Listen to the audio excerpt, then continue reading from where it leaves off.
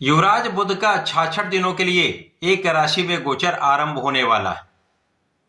प्रिय दर्शकों, 3 फरवरी को बुध अपनी राशि का परिवर्तन करके कुंभ राशि में जाने वाले हैं और यहां पर ये 66 दिनों का गोचर करने वाले हैं। सामान्यतः बुध का जो गोचर काल है वो 25 से 30 दिन का होता है, परंतु इस बार ये गोचर के 2 बार की अवधि से भी अधिक समय का व्यतीत होने वाला है।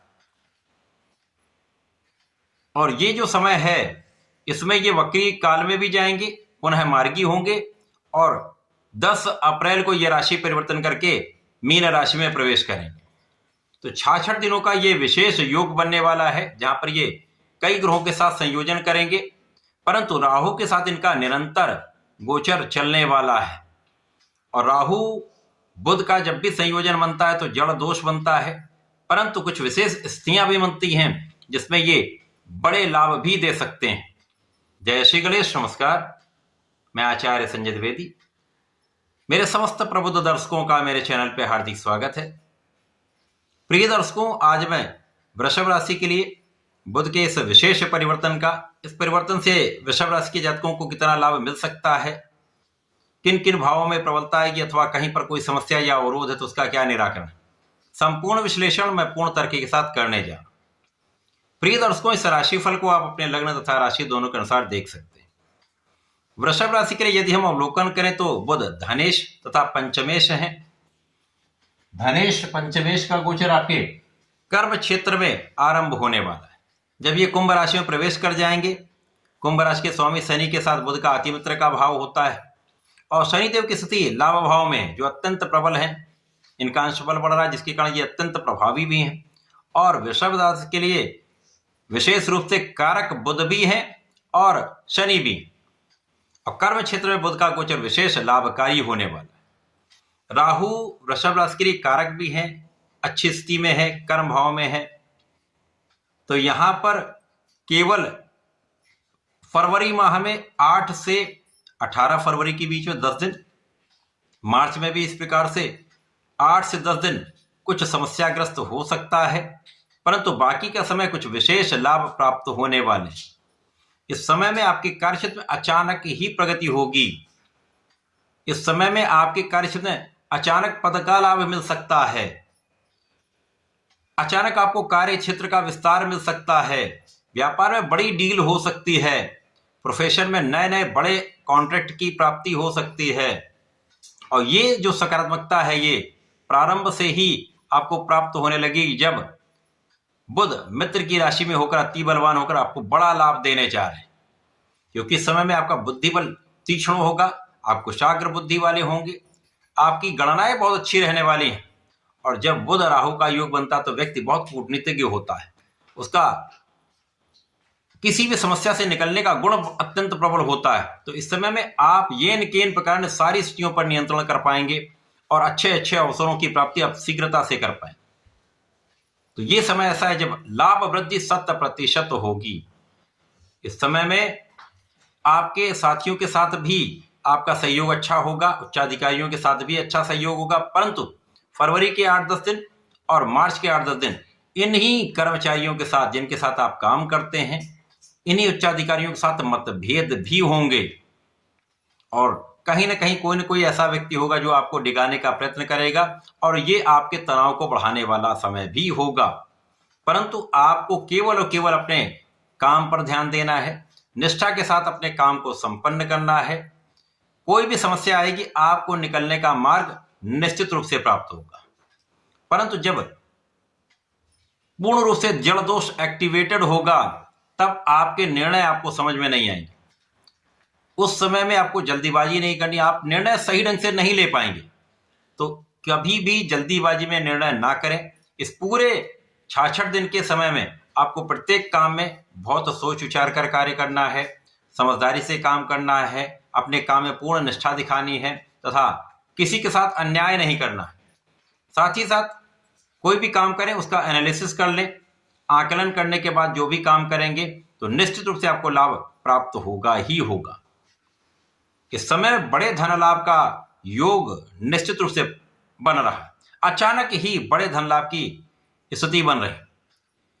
हो सकता है पारिवारिक संपत्ति से, पिता के सहयोग से अथवा किसी अन्य कारण से बड़ा धन लाभ संभव है, या आपका कोई ऐसा इन्वेस्टमेंट है जो अचानक ही आपको बड़ा लाभ दे जाए, ऐसी स्थितियां बन रही। तो इस समय में बड़े धन लाभ का योग 100% है। केवल सावधानी ये करनी है कि उसका सही इन्वेस्टमेंट अथवा उसको सही ढंग से बचाने का प्रयत्न करना है। वाणी पर पूर्ण रूप से आपको नियंत्रण रखना चाहिए।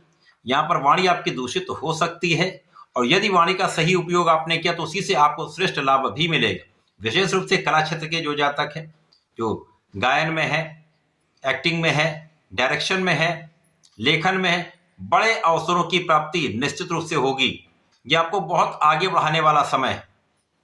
अब इस समय आपका ज्ञान का क्षेत्र भी विस्तृत होगा, ज्ञान में भी सफलता मिलेगी, शिक्षा में भी आप सफल रहेंगे, लेकिन जरा सा भी भ्रम आपको आपके मार्ग से भ्रमित कर सकता है।